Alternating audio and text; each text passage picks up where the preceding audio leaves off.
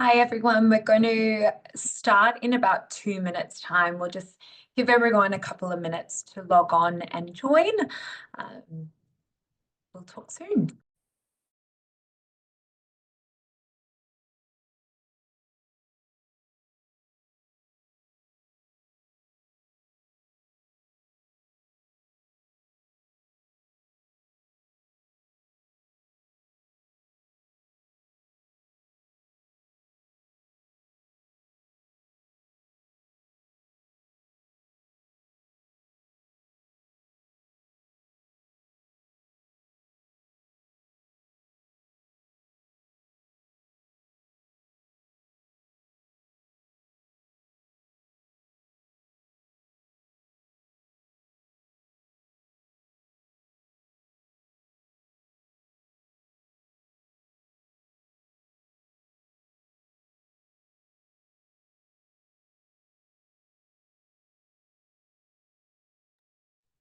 We might just give it another minute and then we'll get going just to allow the last few stragglers on. Won't be a moment.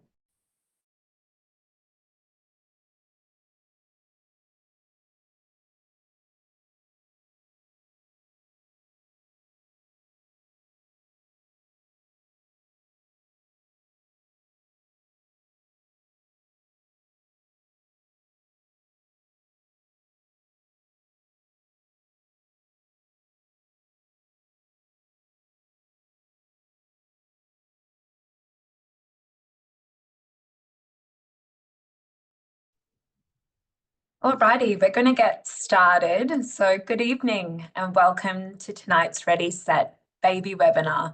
We're so happy to have you all watching along.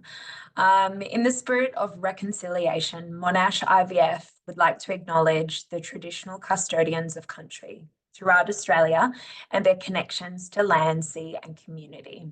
At Monash, we pay our respect to the elders past, present and extend that respect to all Aboriginal and Torres Strait Islander people joining us today. Hello, my name's Alana. I'm one of the nurses in Brisbane. I've been working for Monash IVF for the last 4 years, and I absolutely love my job as a fertility nurse. I feel very privileged to do the work that I do alongside such a great dedicated team, and I'm very excited to be the host of tonight's session.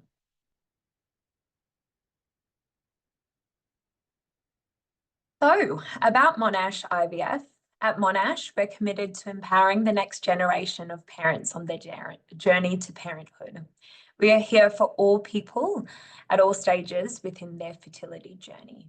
We're proud to support patients of all genders, sexualities, throughout their journey to parenthood. And the entire Monash IVF team are incredibly passionate about the care and support that we provide to our patients.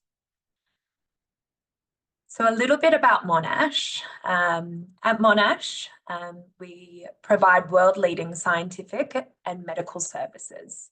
We have clinics across Australia, in Victoria, New South Wales, Queensland, WA, and we also have sister clinics in Northern Territory and South Australia. On this slide, you'll see some of the services that we offer. So at Monash, we provide comprehensive reproductive care, offering everything from fertility testing through to IVF, IUI, and ICSI. And of course, we also support a variety of donor treatment options. So to what we're here for tonight, here's a quick look at the agenda. So very exciting. First, we'll have Dr. Sam Storrock, who will be debunking common fertility myths. Next, we'll have renowned fertility nutritionist Monique Cormack to talk about preconception health tips. And last but not least, we'll have Dr. Jenny discussing factors that impact your fertility and when to seek help.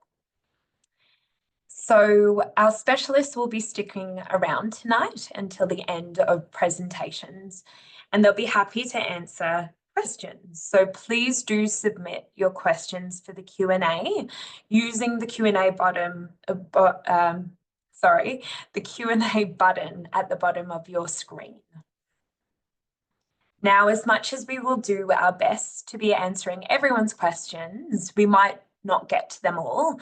Likewise, questions can pop up. So please don't be afraid. Reach out if your question is left unanswered. And we do offer complimentary phone chats.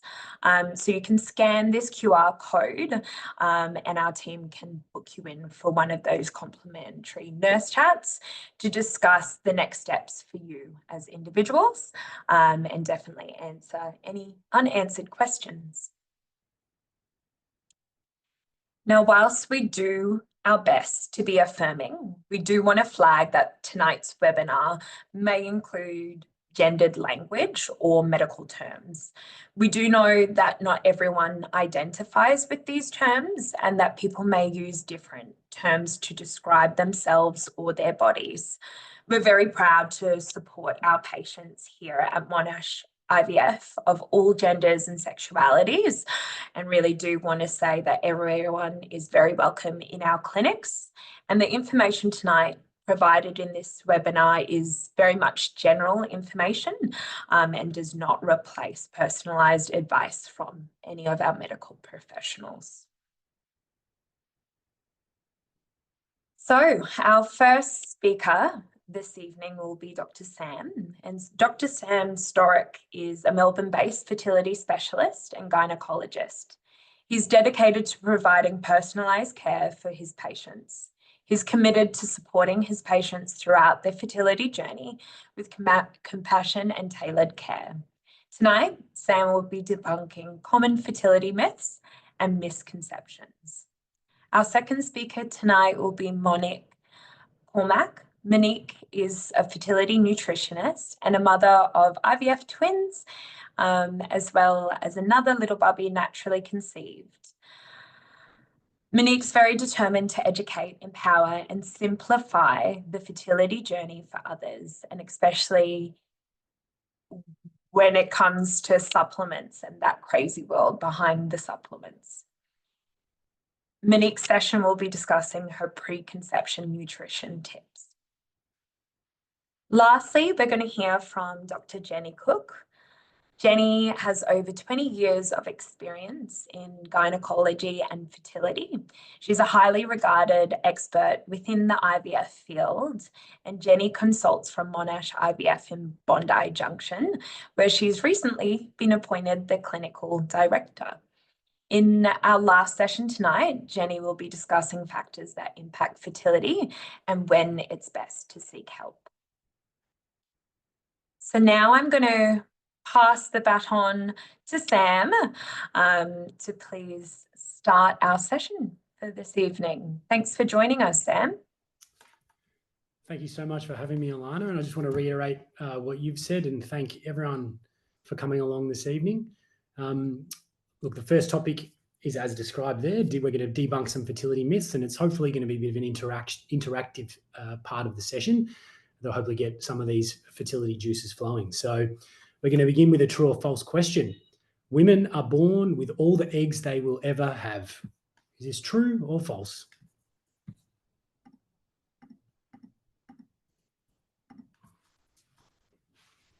I'll give you a minute to get your answers in.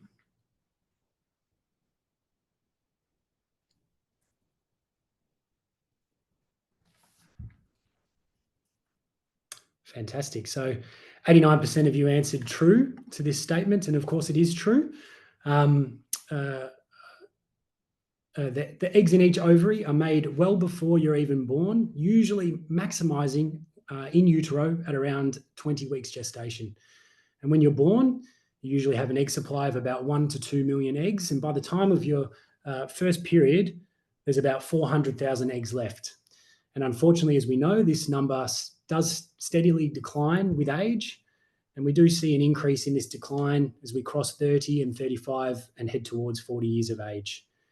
In addition to this decline in the amount of eggs that we have available, we also see that as age increases, we see a decline in the quality of the eggs as well. Next question. So true or false? If you have sex every day, you're bound to fall pregnant.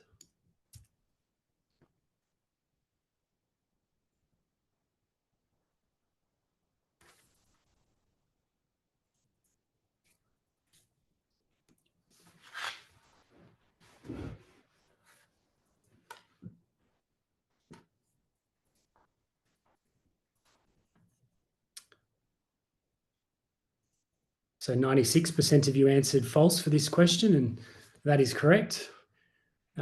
At some point, there is a rate of diminishing returns, and it's not true that the more often you try, the more chances you may have of success. Sometimes with repeated efforts, we see a reduction in the volume or the concentration of the sperm in the ejaculate. So sometimes it's felt best to give it a little bit of a rest to allow our stores to replenish.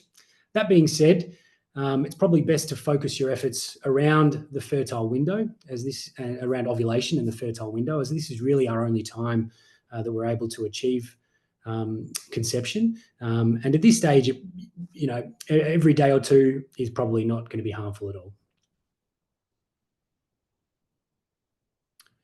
The next question: the chance of conceiving each month is quite low. Is that true or false?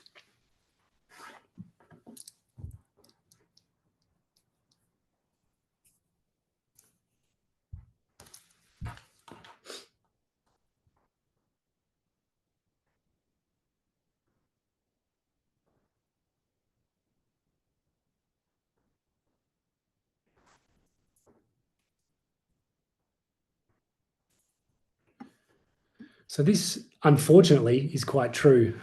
Us humans are not particularly good reproducers, unlike many of our compatriots in the animal kingdom. If both partners are healthy and under the age of 35, without any other fertility issues, we think there's about a 1 in 5 chance of conceiving each month. And as the maternal age in particular increases, these chances of success do tend to decline. But with repeated effort, we see greater success. And that's why commonly we suggest that those under the age of 35 without any other significant issues that may contribute to difficulties conceiving can try for up to 12 months. And we think that approximately 80% of couples will have conceived in that time. If you're over the age of 35, we think that maybe after 6 months, it's about time to get in touch with a fertility specialist for an assessment. Timing sex around the time of ovulation tends to obviously gives us the greatest chance of success. And of course, we all have many individual factors that will help to determine how likely we are to conceive each month. So true or false? If you've been diagnosed with PCOS, it means that you will need IVF to conceive.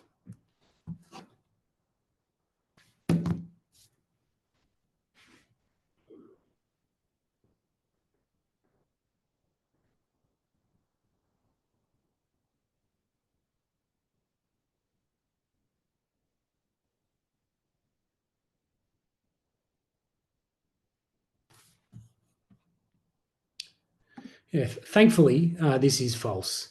As PCOS is the most common cause of ovulatory dysfunction amongst women, with the right treatment, over half of women with PCOS can conceive naturally without any fertility clinic intervention.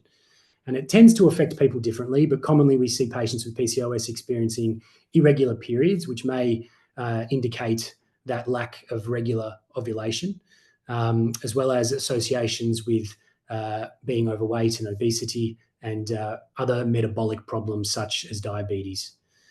There are a number of measures that we can take to help those with PCOS conceive, including making lifestyle changes, mainly in an effort to bring the BMI to a healthy range to help spontaneously resume your ovulation, as well as ovulation induction, using quite simple oral medications that really avoid the need for any more aggressive intervention like IVF. So next, lifting your legs up in the air after sex will help you fall pregnant. True or false?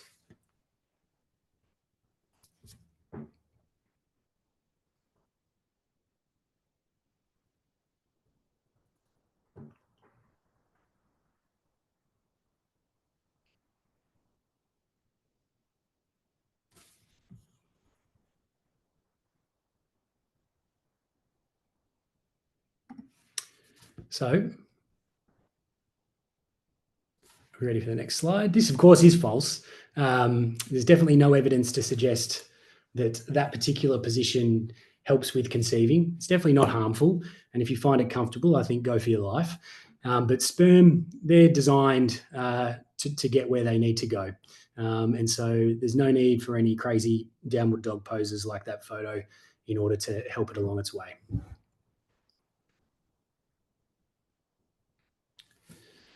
So another important question, if you have no period pain or pain with intercourse, you definitely can't have endometriosis.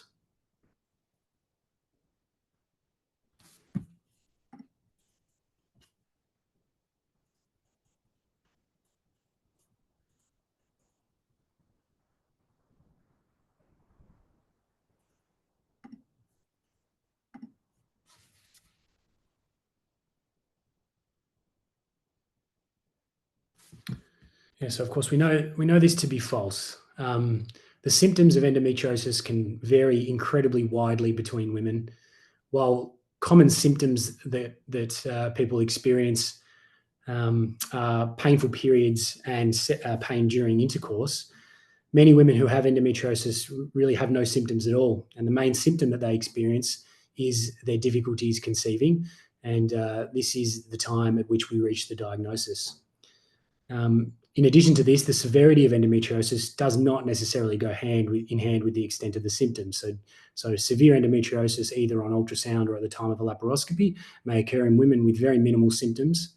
And on the flip side of that, women with very mild and superficial endometriosis may experience quite debilitating symptoms. Probably over 50% of women having a laparoscopy where the only indication is difficulties conceiving, we will find some degree of endometriosis.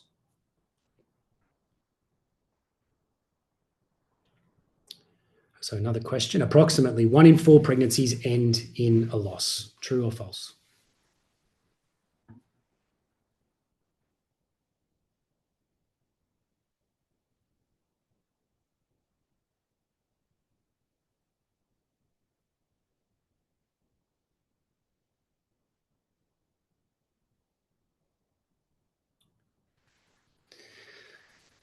Yeah, so very unfortunately, this is true.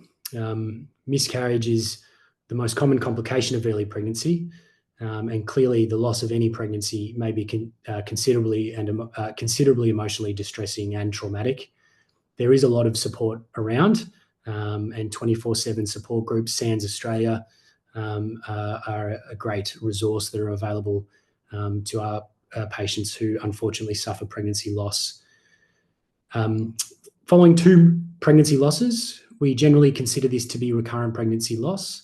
And at this stage, it can be beneficial to seek fertility assessment in order to determine if there's any underlying cause that may be able to be assisted with treatment that might reduce the risk of a pregnancy loss in a subsequent pregnancy. Despite this, many couples and patients who suffer miscarriage, we don't identify a clear underlying cause. However, being managed and assisted by a fertility specialist has been shown to be beneficial, even if we're not specifically beginning any particular intervention. So true or false? If you have a low AMH, that means you have low fertility.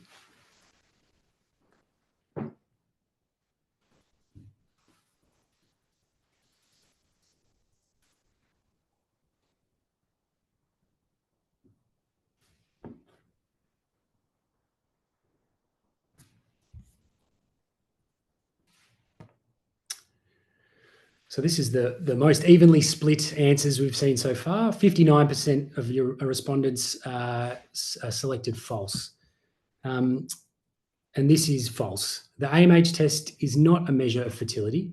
It purely provides us an estimate of your egg reserve and your egg reserve alone. The AMH doesn't measure the quality of your eggs. Your age is usually the most important determining factor in regards to the quality of your eggs. A low AMH can be very useful. Finding this information may lead to you being more proactive in your approach towards your fertility and your reproductive autonomy. It might mean and might stimulate a hastening towards trying for a baby with your partner, or heading down the path of fertility preservation in the form of egg freezing. Of course, there are many factors that influence your fertility and your ability to conceive. And so other tests that can help to identify anything that might contribute to difficulties conceiving would include pelvic ultrasounds to exclude pathologies within the uterus, such as fibroids or scarring, and also evidence of ovarian cysts or endometriosis. Assessing the tubal patency to ensure that there is flow in the fallopian tubes and that the sperm can actually meet the egg to allow for fertilization. And this can be assessed either at the time of a procedure like a laparoscopy or even under ultrasound control to assess the tubal patency. And of course, it takes two to tango. And so while unfortunately male partners tend to have it a little bit easier when it comes to the assessment and intervention, a semen analysis is of course very important in assessing fertility generally. True or false? If you had your first child really easily, you'll have no problem falling pregnant with your second.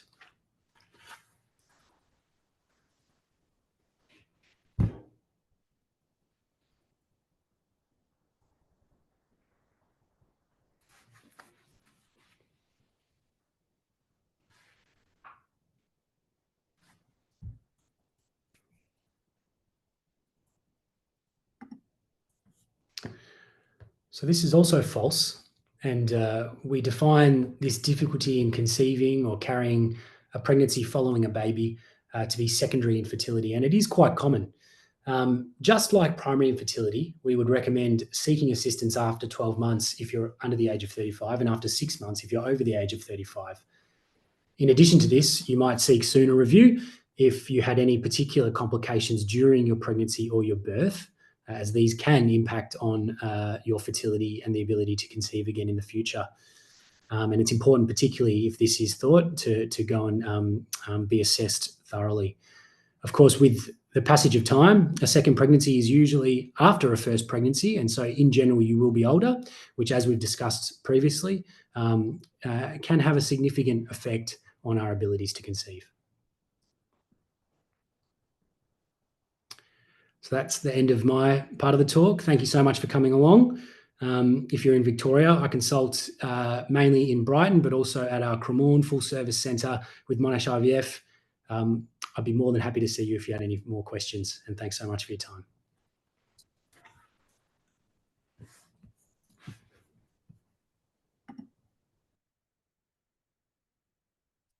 Hi everyone, my name is Monique Cormack and I am a nutritionist. Thank you very much for joining us this evening for this chat. My part of the chat is going to be on preconception health tips. So I always start talking about preconception health by explaining why exactly we should care about our preconception health. And I know that when you're trying to have a baby, you might be thinking about your preconception health in terms of supporting conception, like you want to be pregnant. And so, of course, yes, we want to work on our health to improve our egg and sperm quality so that conception can and does occur. We definitely want that.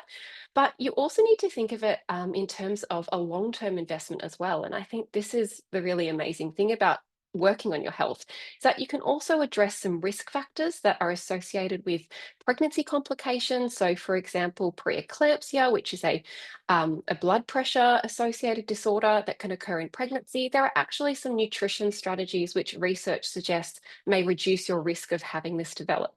And then looking even further down the track, thinking about your family's future. So your preconception health and the egg and the sperm that is provided to conceive your future child, you can actually affect the way their genes are actually expressed. And we call this the study of epigenetics. And so your preconception health can actually have this really long-term cascading impact, it's not just about conception. And that's something that, I really strive to highlight because it's not just sort of a momentary thing. This is something that can really have a benefit for generations to come.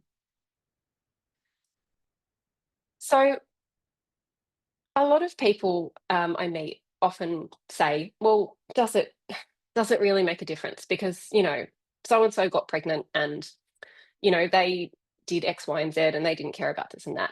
Well, what we actually reassuringly have are some quite great big population studies which have looked at diet changes and lifestyle changes and how they can possibly improve fertility. So, reducing the time it takes to fall pregnant, increasing the percentage of people who do end up falling pregnant and delivering a healthy baby. And for example, there's a very popular Harvard study which showed that just making 5 simple dietary swaps can improve fertility rates in couples by up to 69%.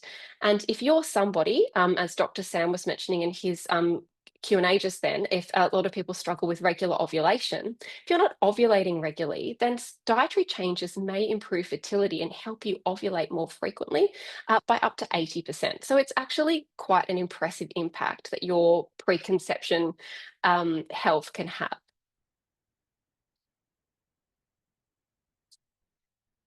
The other thing I really wanted to highlight, and I mean, this personally really excites me and is one of the reasons I love to do my work, is that preconception health, and so, your diet, your lifestyle, things like that, can actually go on to affect future generations. So we have this really special period of time that starts in preconception and goes through to the first few years of your child's life, which is called the first 1,000 days. And that is a really special period of time because it's when we can actually have quite a significant influence on that genetic programming. So while we can't change our genes, what we can do is we can kind of turn genes on and off. So we can change the way that some of our genes are expressed.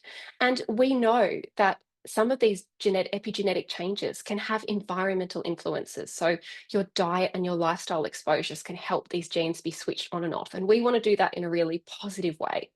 And so preconception prep, it's more than just getting pregnant. It's this long-term investment, which could then go on to affect, the health of your child and their children and so on and so forth. So what areas can nutrition actually support? So where can we see the benefits? So the first part, which is, definitely very important when you're in the trying to conceive stage, is the what I call the raw materials. So, we need an egg and a sperm in order to have that conception, and we need them to successfully meet. So diet and lifestyle changes can influence our egg and our sperm quality. And another thing that Sam pointed out in his presentation was that our eggs have been around for a while. So we do need to give them some special nourishment. I also mentioned regularly ovulating and having a predictable menstrual cycle, which can be very helpful when you're trying to conceive because you do need to know when that fertile window is going to occur. The other things we can look at are the uterine environment. So we can help support, that healthy uterine environment, which is where that fertilized egg is going to make a home. And then finally, like I mentioned earlier, nutrition can also support that pregnancy journey. So we're supporting that maternal health and baby's development throughout the pregnancy and also postnatally, of course. So we're really looking at diet and lifestyle and how we can support all these different raw materials or ingredients when it comes to conception and having a healthy pregnancy. So one of the things I'm asked about the most often, and something I'm going to focus on in this presentation this evening, is what can I do about my egg quality? So, I mean, Dr. Sam touched on this with a number of the questions that were covered in the previous presentation, but unfortunately, not sure just the way things are, but we are born with all the eggs we're going to have. And by the time we come around to actually using an egg, we have lost a significant number of eggs. And the other thing that's happened is that the quality of our eggs does decline. So, you know, it's like a car, you've parked it out on the street, and unfortunately, it has been sitting there for a while by the time you want to get to use it. And so it can be subject to what we call oxidative stress, so rust on the car. So these sources of oxidative stress in our life can come from dietary exposures, they can come from certain lifestyle exposures, and they can come from environmental exposures. And oxidative stress also occurs with age. So some of it we can't completely prevent, but certainly there are some sources we can target. And so when it comes to looking after our eggs, what can we do? We're trying to do two things. We're trying to provide some nourishment to the egg so that we're having a healthy, balanced eating pattern that includes all the major food groups. It's varied, includes lots of plant foods. So that's to nourish and actually provide the fuel for that egg to develop. We also want to protect that egg because, like I said, it's been sitting there for a little while. And so what we want to have an eating pattern that has a high antioxidant load, because these antioxidants that we get through our diet, that is what's going to help to protect those eggs as they continue their aging process. And if we can protect them from oxidative stress, we can hopefully ensure and improve their quality for conception.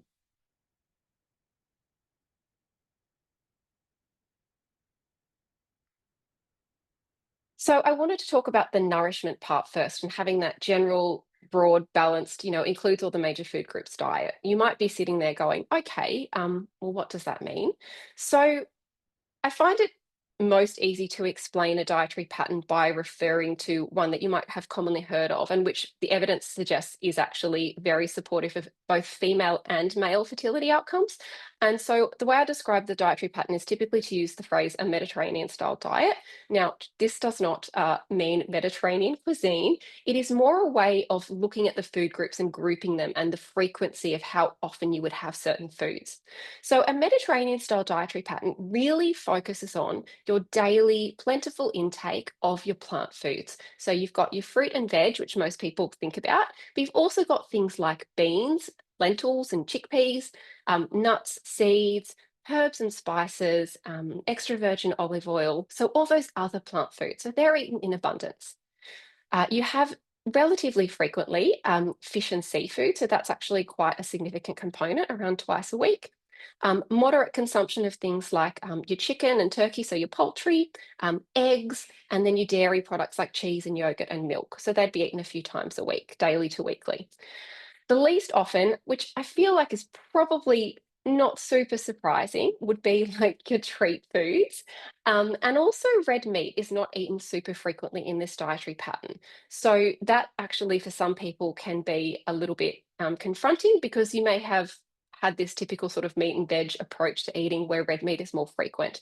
But actually in this fertility dietary pattern, a lot of what we're focusing on are more of those white meats and seafood. The other thing I wanted to mention, which I think is helpful to consider, is that a Mediterranean style pattern actually also considers like lifestyle factors as well. So that's things like spending time outdoors, getting some sunlight, being physically active, seeking social connection. And I think that more holistic view of preconception health is actually incredibly important, rather than getting really hyper focused on one specific special food that you need to eat. So what are some top nutrients for egg quality? So if you want to move away from that, overall pattern and start looking at those specific foods and nutrients that we want to improve our eggs, so those protective factors, the first thing would be the antioxidants. So they're really going to come from your plant foods, which I just discussed. Some other key nutrients for egg quality include getting omega-3 fatty acids. Now, our best source of omega-3 fatty acids, and specifically they're called EPA and DHA, are your oily fish. So that's things like salmon, ocean trout, mackerel, sardines, anchovies. Some of you might be turning up your nose at that, in which case you may consider supplementation. We also want to have an abundance of zinc, which is an important nutrient for egg maturity and reproductive function. So zinc is found in your protein foods, so like meat, chicken, seafood, and also eggs and beans and nuts and seeds. So both plant and animal sources there. You want to make sure you're getting enough vitamin D. Now, that's a bit of an unusual nutrient in that we don't really get a lot of it from food. It's mostly gotten through adequate sunlight exposure on skin.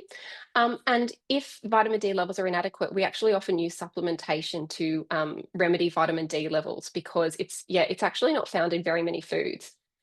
And then finally, some nutrients that may offer more targeted support for egg quality, in which I would love to talk your ear off about, but I will keep it brief, is there are some nutrients which can be found in our diet, but which may also be used in specific supplements and things like that to support egg quality.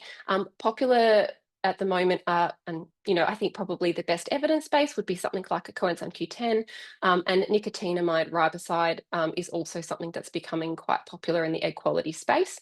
But when it comes to sort of going down these higher dose targeted supplementary paths, I definitely do a little bit of research and perhaps speak to a health professional before you decide to purchase anything while I'm talking.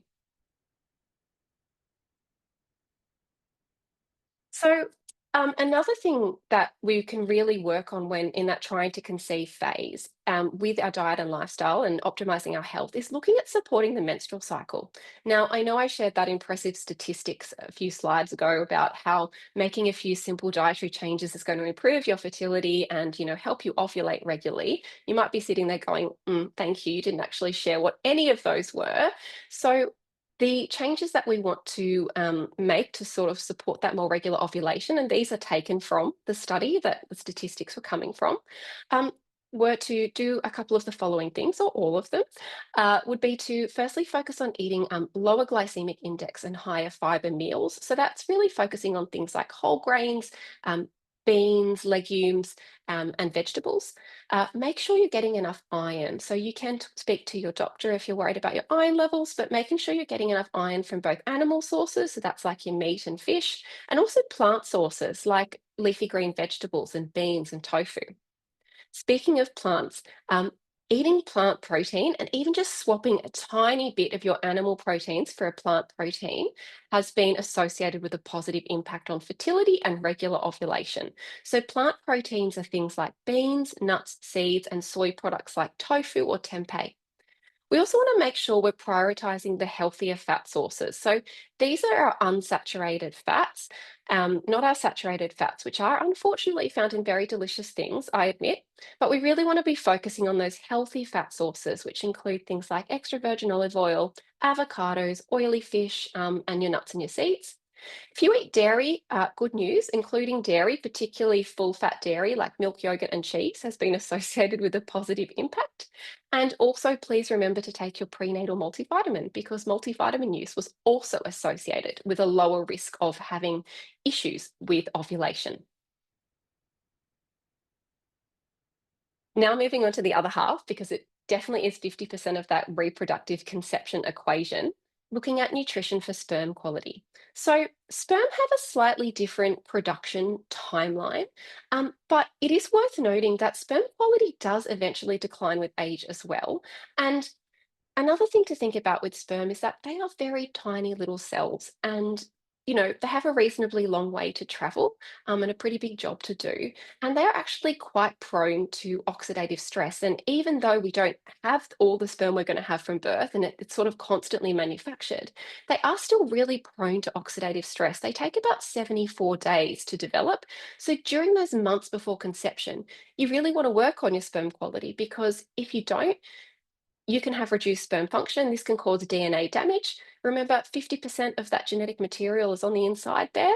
So we really want to be looking at a diet that includes all the key nutrients we need for sperm production, and again, to provide that all-important protection to the sperm.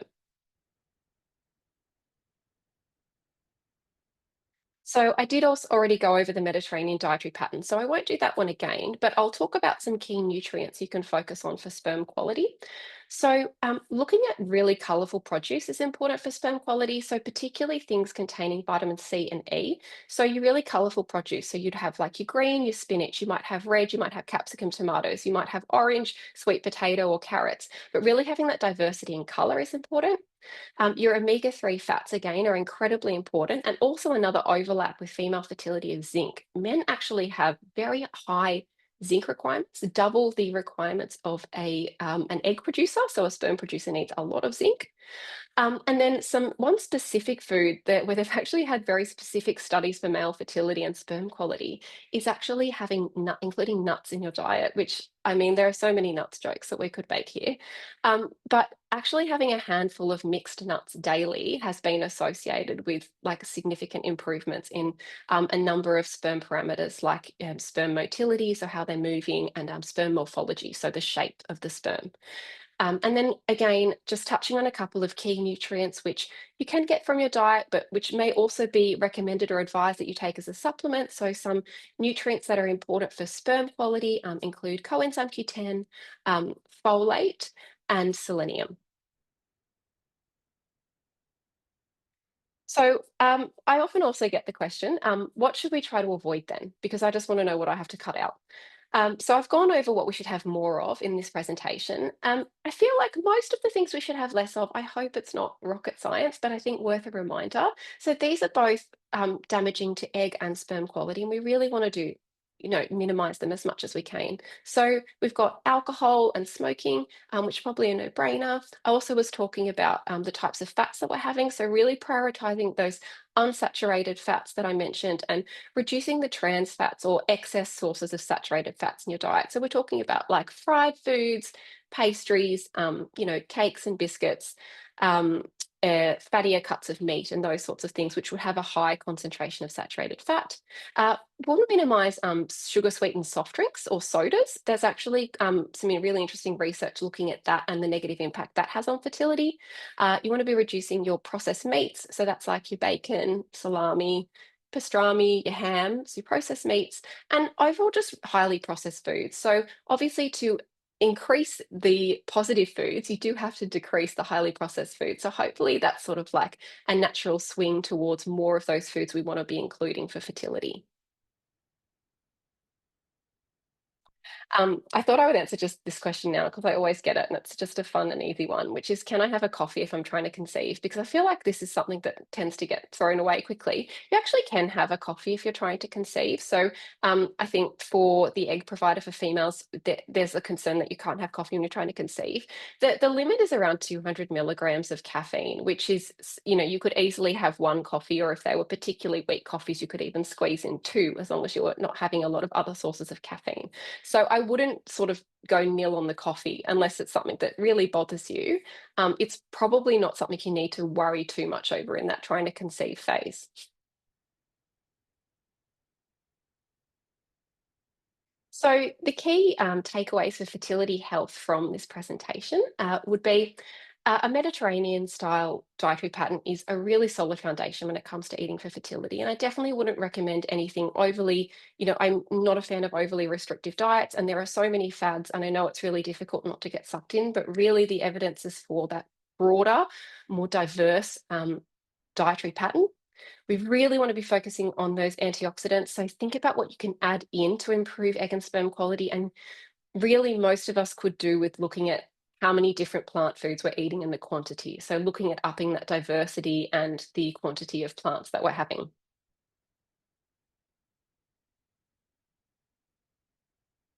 Thank you so much for having me. If you want to follow along and get some more foodie tips, my details are on the screen.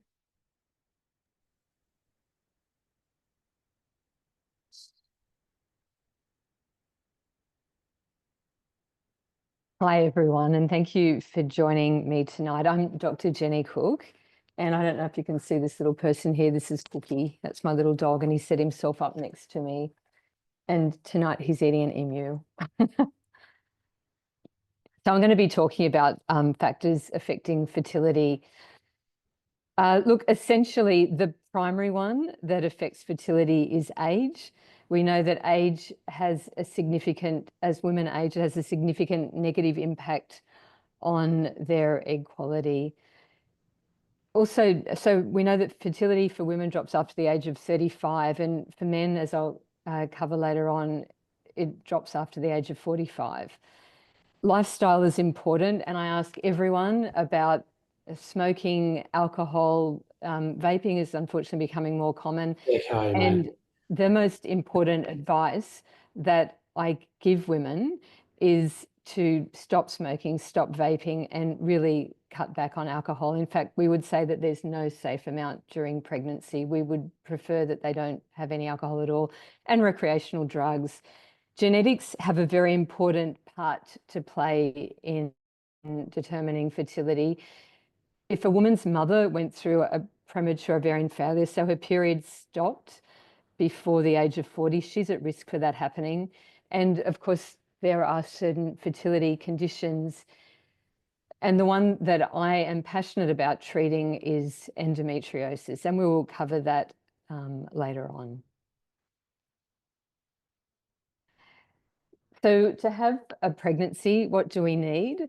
We need eggs, sperm, and a uterus.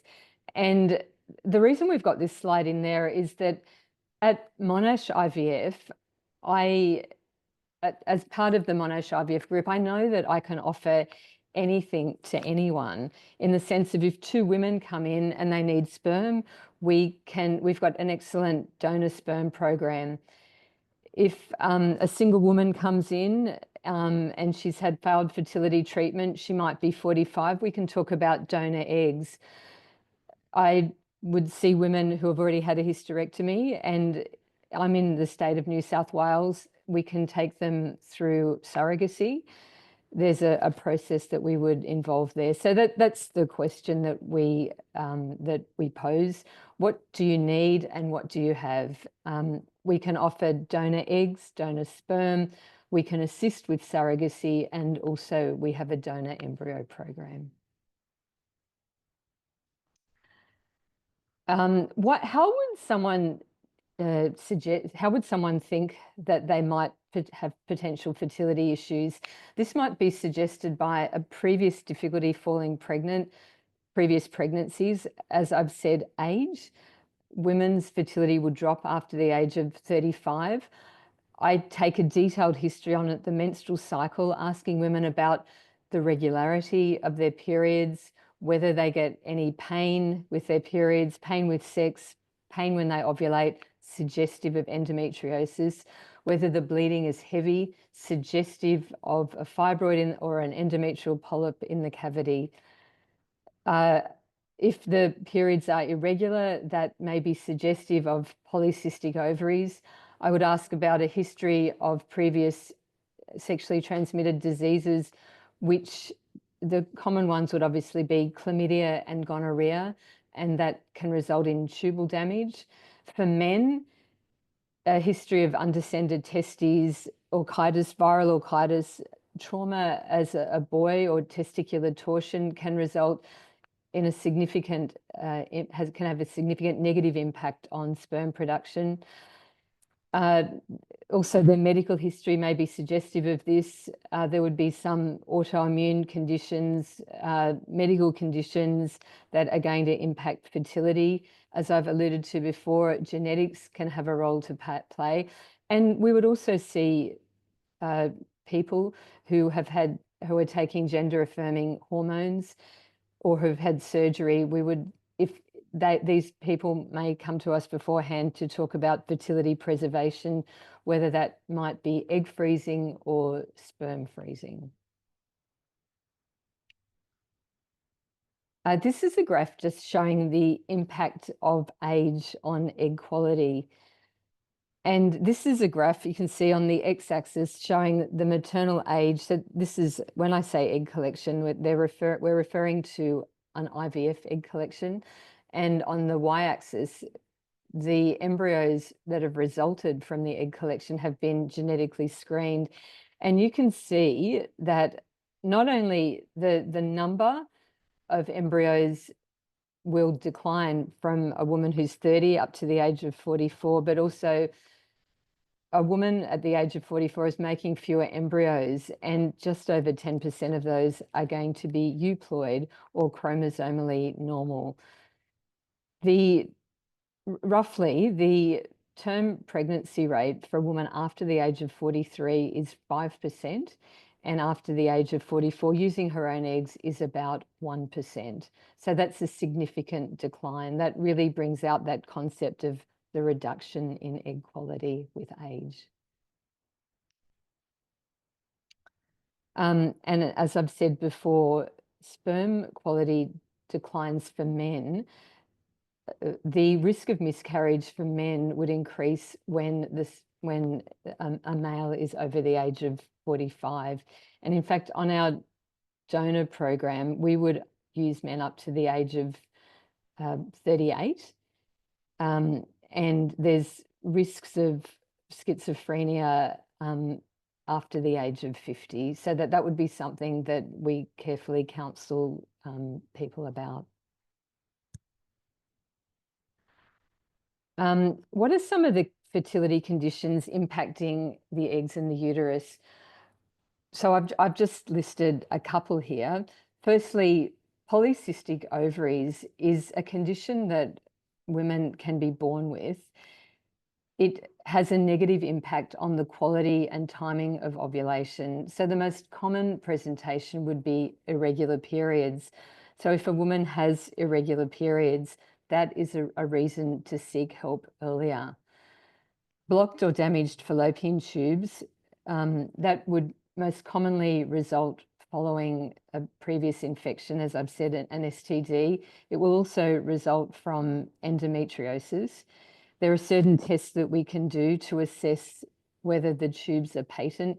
And in fact, the term intrauterine pregnancy rate is increased if we laparoscopically remove a dilated tube, what's called a hydrosalpinx.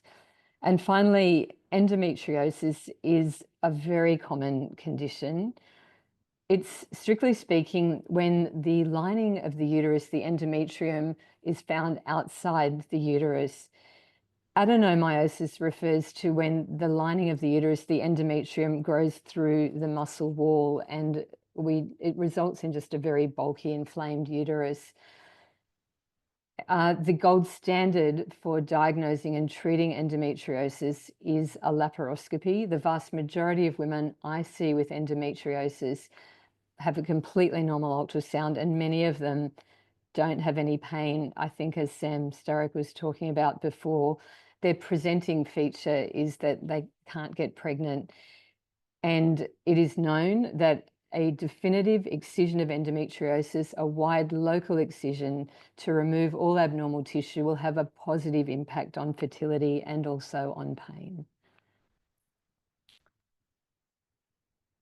And so conditions impacting sperm, I've discussed some of these previously. It might be a low rate of sperm production, what we call oligozoospermia. So these are all very long words.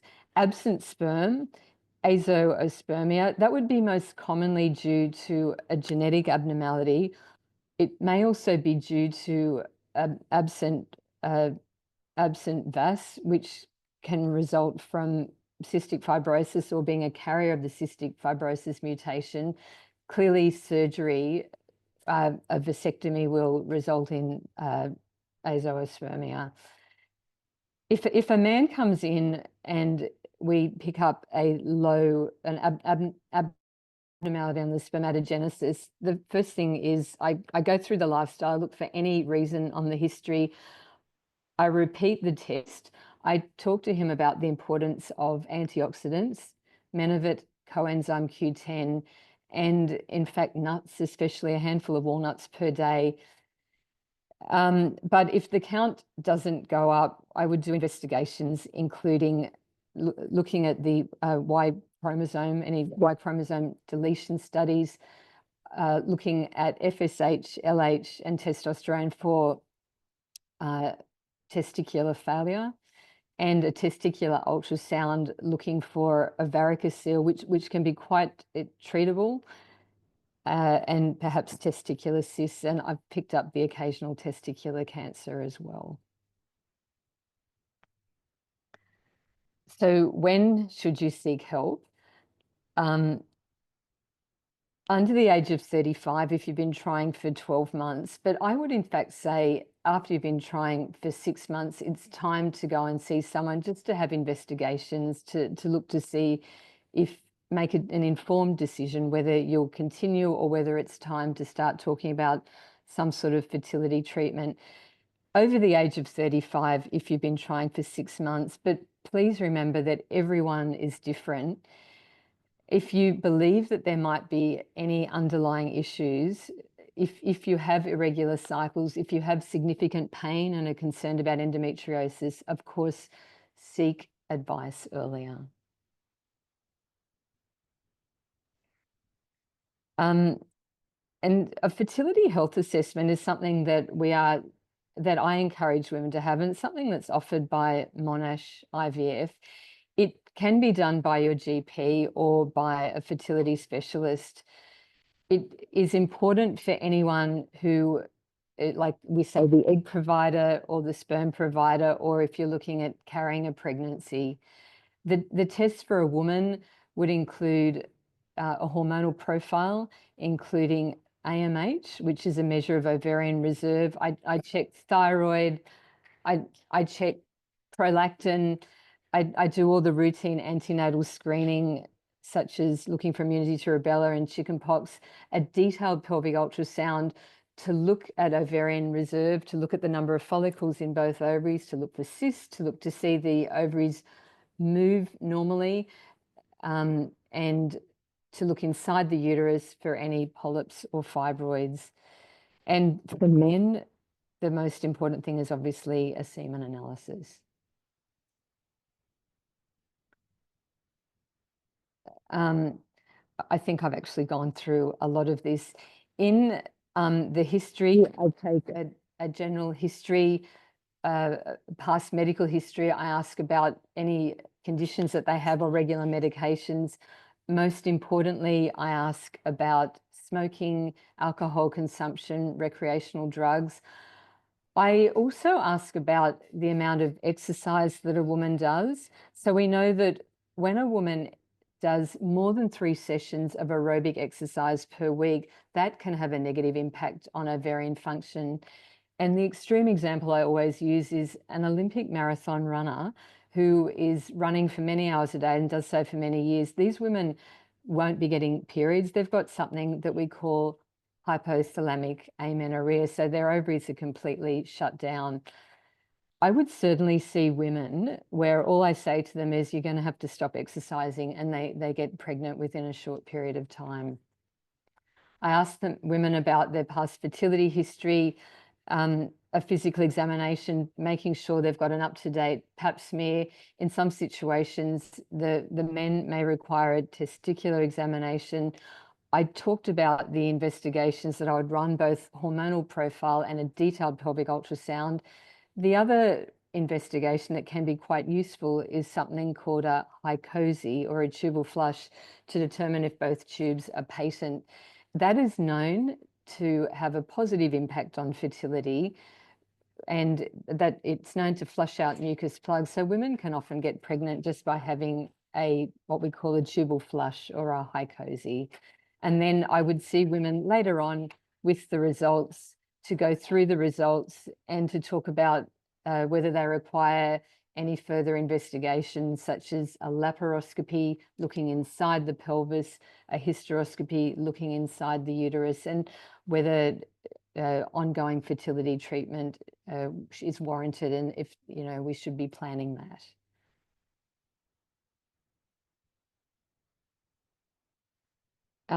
So now we'll talk about an AMH, or an anti-Müllerian hormone.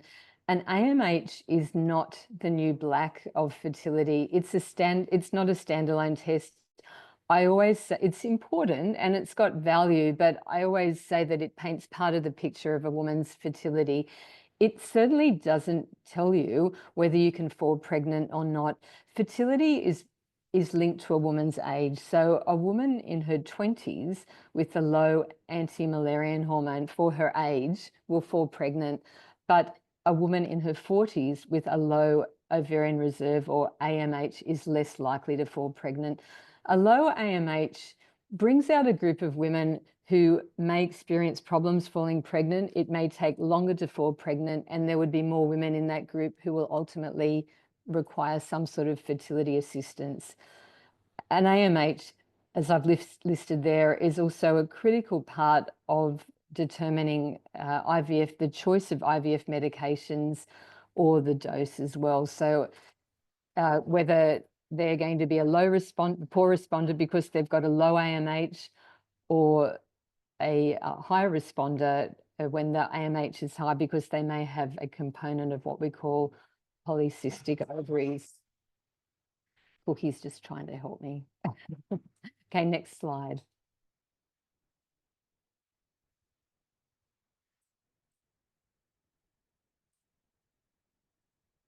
Sorry about this. So in summary, I'm so sorry, Cookie. So in summary, we look at the who and the when. Who is going to be conceiving, and when are they likely to do it? This would be also important. I ask women about how many children they're going to be planning.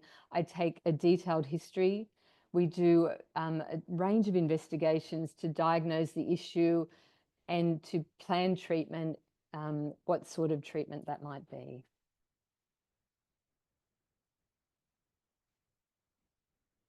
And just step by step, I'm very happy to see anyone and to talk through everything that I've just gone through. The first thing you would need is a referral from your GP. And as I've said, at the first consultation, I go through and find a bit about your journey, your story, your own history. We organise investigations. And I just make you aware that if you've got Medicare, the Medicare rebates would be available to help cover some of the costs. This may also include some of the investigations that we organise. And Medicare eligibility would be determined by your own fertility specialist. So this is an important question. Why Monash IVF? We offer comprehensive fertility care across Australia, and we discussed this in one of the earlier slides. Monash IVF is a trusted leader in fertility with leading success rates, over 50 years of IVF experience leading to over 50,000 babies born. We offer a seamless and integrated service from IVF to our donor sperm, donor egg, donor embryo programs, and also state-of-the-art genetic testing.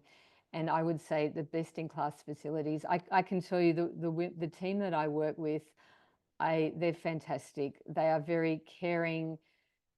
We always say that no problem is too big or too small. Just pick up the phone and ring us, and we're always there to answer any questions and support you on your journey.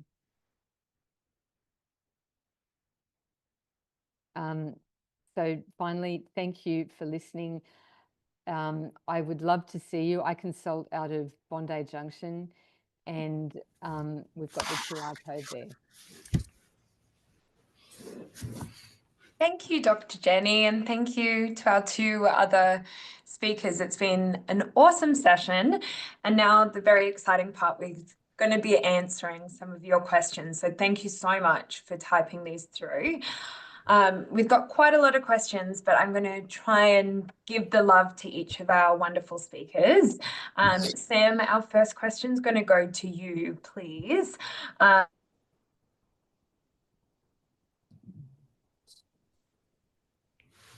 So sorry, I just lost you for 1 sec. Do you want to?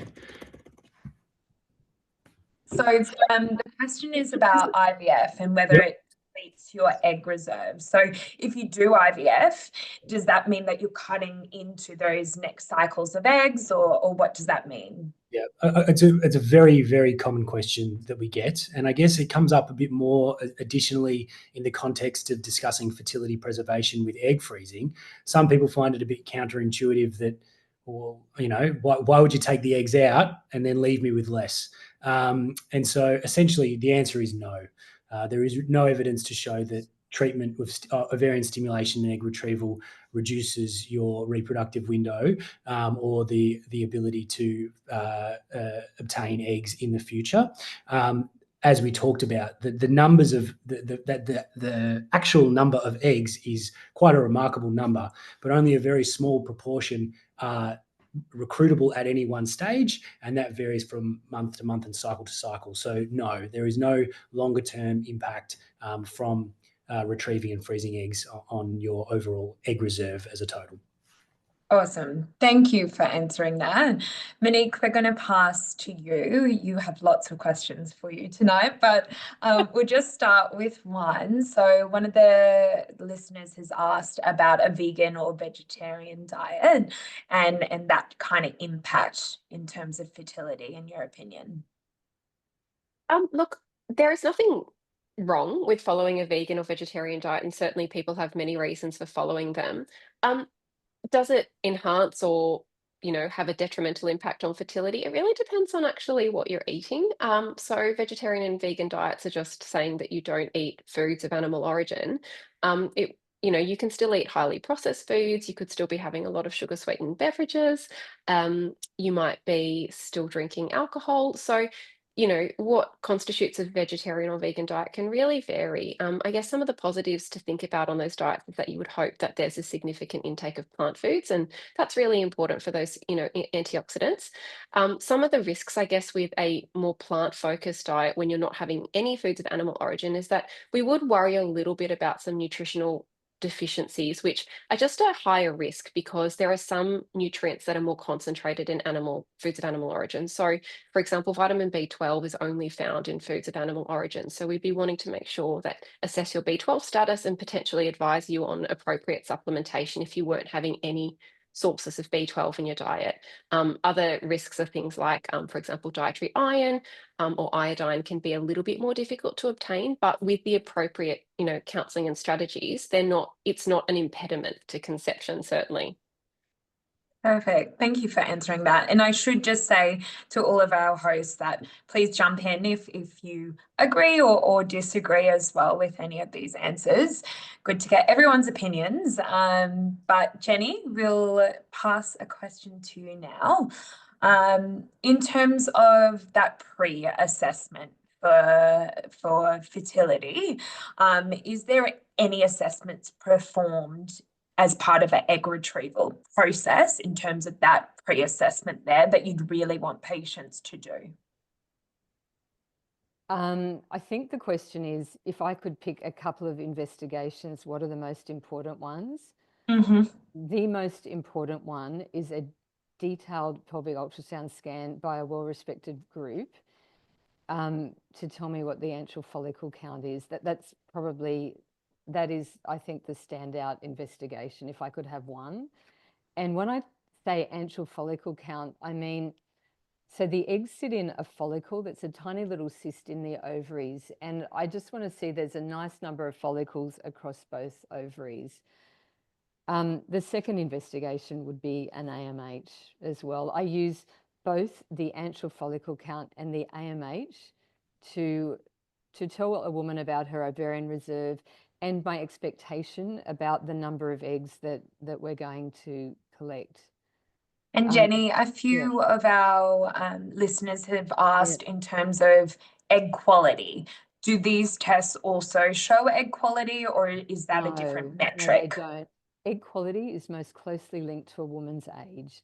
So a woman in her 20s will have a good egg quality. A woman in her 40s will have, according to the graph that I showed, lesser egg quality. The test that comes the closest is we do as part of the baseline blood. So when a woman comes into starter cycle, we do a blood test called an FSH on day 2 or 3 or 4 of her cycle. And I ideally want to see that less than 12. If it comes up unexpectedly at 20, that is elevated and consistent with poorer egg quality. And I would ring her and actually say, look, I wasn't expecting this. Can we let this month go by? And we'll just see how we go next month. But that is a poor prognostic sign. That's the best measure we have of egg quality. I think the other thing I might say is whilst AMH and antral follicle count are a measure of ovarian reserve, they tend to go hand in hand. So a woman who has a lower AMH for her age group probably has poorer egg quality. They tend to go hand in hand. Okay, awesome. Thank you so much for answering that. Monique, I will ask you a question now as well. We had quite a few questions come across about CoQ10, just in terms of what you'd recommend, if it's okay with men, does it help sperm production? So can you speak a little bit more to the CoQ10 in terms of a supplement, if you choose a dosing or a type? Yeah, so I actually have quite extensive knowledge of CoQ10. I should probably disclose that I'm actually also the owner of a supplement company. And so my knowledge of CoQ10 is, yes, it's it's right up there. So coenzyme Q10 is actually, everyone focuses on the supplement. It is actually something that you can obtain through your diet. It's mostly found in protein foods. So for example, lean red meat, chicken, eggs, things like that. Those animal proteins actually do contain reasonable amounts of coenzyme Q10. Now, the amount you get in a supplement though is significantly higher. So for example, to get 100 milligrams of coenzyme Q10, you probably need, I think it's something like 100 cans of sardines. Okay, no one's eating that. Right? It's just, I mean, you're welcome to try. So coenzyme Q10 has a dual role when it comes to egg and sperm quality. So it is actually beneficial for both the egg and the sperm provider. What it does is it is an antioxidant. So it does actually protect that egg and sperm cell, which is what we want to do. The other thing that coenzyme Q10 does is that it works on the mitochondria. So inside every cell that we have in the human body, including eggs and sperm, there's like a little battery, right? It's got to keep the factory running. The energy's got to keep coming out. Now, as we age, and this is particularly true of our eggs, which have that longer timeline, the mitochondria inside the cell it doesn't get as good at producing the energy. So the energy drops. Now, if the cell is not producing energy as effectively and the battery's getting a bit slower in the car, you can imagine that the quality of that cell is going to decline. So coenzyme Q10 also works on this battery or the energy production inside the cell. So that's why we give coenzyme Q10 supplementation, because it's very difficult to get high amounts through food, and because it has this dual role. It's useful for both the egg and the sperm cell. How much should I have? What should I get? Look, part of it really depends on your individual situation. So obviously, Jenny was just explaining that the key factor affecting particularly egg quality is age. And what I might recommend to a 25-year-old who said, oh, I want to take all these supplements, is certainly going to be different to somebody who perhaps comes to see me at 39 and is like, I've done 4 rounds of IVF and I've had 12 embryo transfers and all sorts of other things. So, is there a standard everyone takes the same thing? To some extent, no. I would say that a dose that I typically would use for female fertility would be around 300 milligrams. Male fertility, interestingly, the studies have looked a bit lower. So around the 150 milligrams up to 300 milligram mark tends to be, again, where I'd go. There are some studies for female fertility which look higher. So looking at even 600 milligrams, and this is on a daily basis. But like I said, that's a ballpark, and you really also do need to take into account those individual factors. It's not, I can't give you this perfect answer that everyone's going to have the exact same thing, because we all have our unique history. So yeah. Perfect. I think that does answer quite a few of the questions that have come Yeah, I through saw about a lot of the coenzyme Q10. Yeah, very popular. So thank you. Sam, we're going to shoot another one your way. So someone's asked, would you recommend going off the pill before trying to conceive? To see if your menstrual cycle is regular or if there's any symptoms the pill is masking. And then afterwards, we might throw it to Jenny as well to see what she thinks. Yeah, well, I mean, the pill can be very effective at treating a variety of conditions that could be contributing to difficulties conceiving, whether they be ovulatory like PCOS or other conditions like endometriosis. And I guess knowledge is power.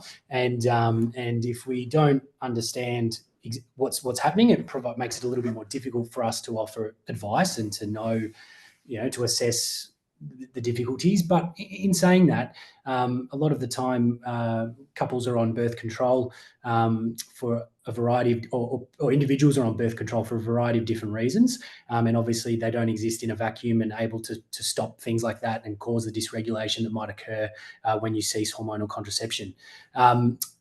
I think I would approach it on an individual basis. I mean, we should always be mindful to reassure our patients that the vast majority of people are able to conceive and don't have the difficulties that we've spent a lot of time discussing tonight. But I think definitely if this individual patient is interested in understanding more what challenges might face them from a reproductive perspective, we will probably best know that off the oral contraceptive pill. I'll be interested to see what Jenny thinks. And look, I agree with all of that. The contraceptive pill is providing contraception. You don't want to stop contraception and risk an unplanned pregnancy. And so that's clearly you have to individualize it. Polycystic ovaries, you can diagnose just from the antral follicle count and the AMH. You probably don't need to come off the pill for that. you still are not going to know about cyclical regularity until a woman comes off it. And so I think in that situation, I would talk to her about what may happen when she comes off the pill. And if it's going to be 3 or 4 months before she gets a period, like, come and see me earlier. There are strategies that we can talk about. There are a lot of women, and endometriosis is the other one. So there are a lot of women who have been given the pill as a Band-Aid solution. And when they come off the pill, they've got a lot of pain. And I actually only just saw someone today who her pain was completely controlled by being on the progesterone-only pill. And she said, look, we're looking at having a baby in 12 months. She'd had a laparoscopy some years before and it hadn't been treated. So I said to her, this is going to need to be addressed. We haven't got the strong drive to do it yesterday because you haven't got pain. If I do a laparoscopy and get rid of all the endometriosis, I'd want to do that around the time that you're planning fertility. So the timing of that is important. But I didn't ask her, like, she's actually had a short trial off the pill and knew that she had pain and knew that it was a Band-Aid solution, that there's something going on.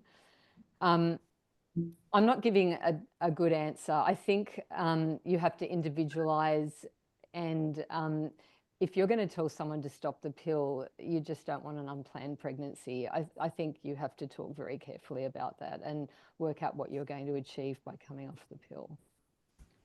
Perfect. I disagree. Very good answer. And you did touch on it a little bit, Jenny, and it's another question that's popped up. AMH and being on the pill, does that affect what the AMH result will come back as? There would be a group of women where the AMH is lower than what you expect. Any form of hormonal contraception that suppresses ovulation can falsely lower the AMH. It doesn't impact the ultrasound, the antral follicle count. So if a woman is on the pill and comes in with a lower than expected AMH, I firstly get an ultrasound done, and if that's reassuring, I wouldn't say to her, come off the pill for 6 weeks and we'll do it again. I would say, look, you need contraception. The antral follicle count is reassuring.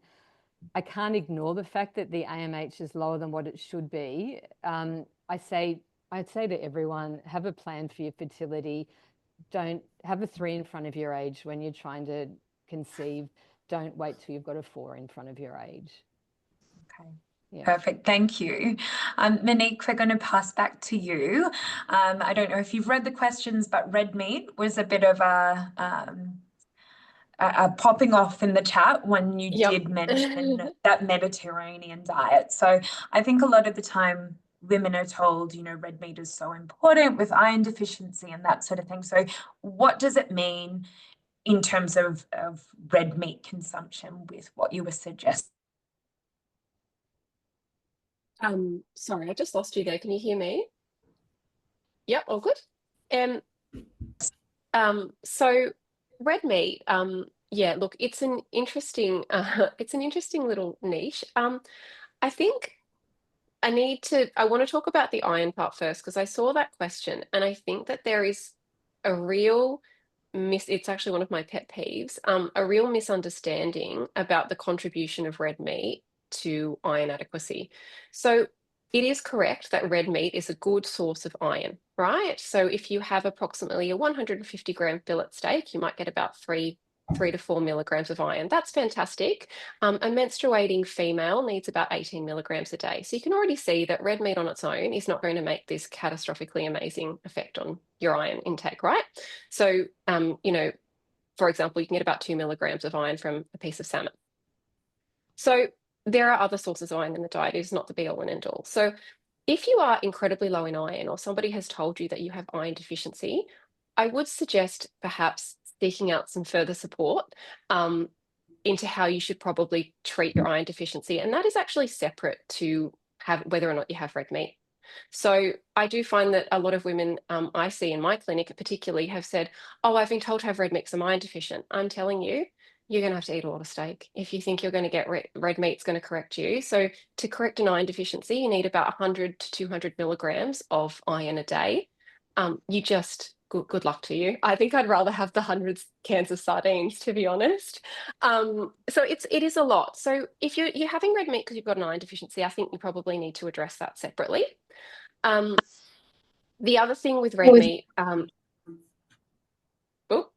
you okay? The other thing with red meat is it beneficial or not beneficial for fertility? So there are some benefits to red meat, like it does have coenzyme Q10 in it, for example. It's a good source of zinc. It is a good source of iron. It's a good source of protein. And we do need these things. We absolutely do. So having some red meat in moderation is fine. The reason we worry about having too much red meat for fertility is that when we look at dietary patterns that have had that beneficial impact, they don't tend to have red meat as frequently. And what that probably comes down to is that, unfortunately, the nutrients in red meat are also packaged up with a higher level of saturated and naturally occurring trans fatty acids. And it's that ratio of the types of fats we're consuming and the other types of nutrients that we're consuming that we're trying to get in balance. So I am not saying you absolutely can't have red meat, but I'm also not saying you absolutely must have it. It can be a part of a balanced and healthy diet. But, when we look at the studies on fertility, they do suggest having that sort of moderate consumption. And I do think that our culture is very much built around having those meat and 3 veg meals. And so sometimes there can be that overconsumption if you look at that standard Western diet. So we're trying to avoid the overconsumption, but we don't need to cut it out completely. Hope that answered the question. There were a lot of red meat questions and I was like, oh, okay. I'm neither here nor there.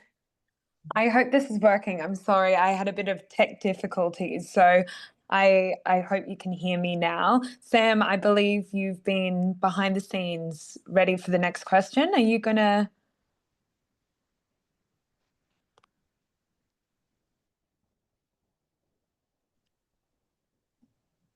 You there? Sorry. No, I haven't been preparing, but I'm happy to question.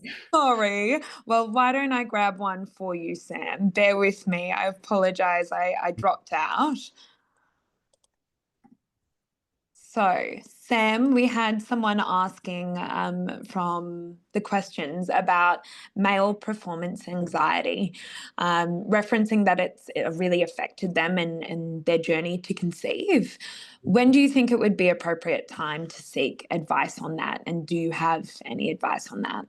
Look, I think that's something that if it's got to the stage where you're asking the question, it's possibly time to seek assistance.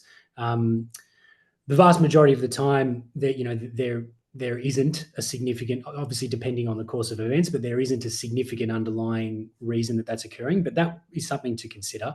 And obviously, like most things, approaching it in a multifactorial manner, using not only to medically work the patient up, but also considering the psychological aspects of it and helping to improve those components that would definitely contribute to performance issues. So I think that, I would recommend anyone, if that was an obvious rate limiting step in their ability to even try to have children, I think now is the time. And can I just say, so one thing I would say to the woman is just don't say when you're ovulating, because if you say it's got to be tonight, I'm ovulating, there's a lot of, stress there. So simple strategies like that. But I've definitely seen couples where it was just not going to be possible and we had to do, we did insemination.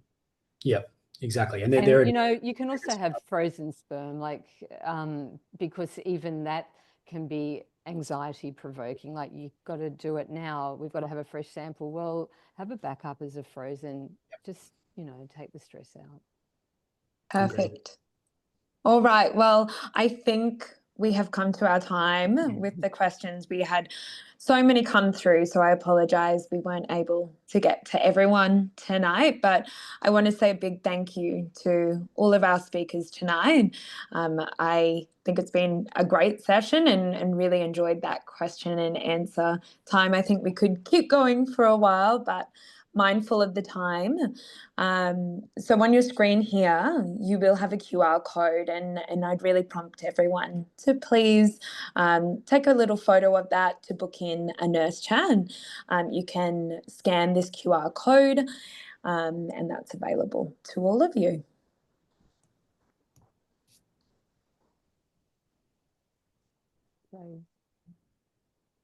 Perfect. I think that's our session over now. So a big thank you for everyone to join us tonight. We really appreciate it.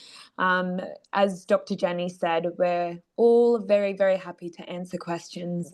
Please do reach out to our teams. We're more than happy to speak with you all, and we do hope to see you all soon. Bye-bye. Bye. Bye. Thank you. Thanks, guys.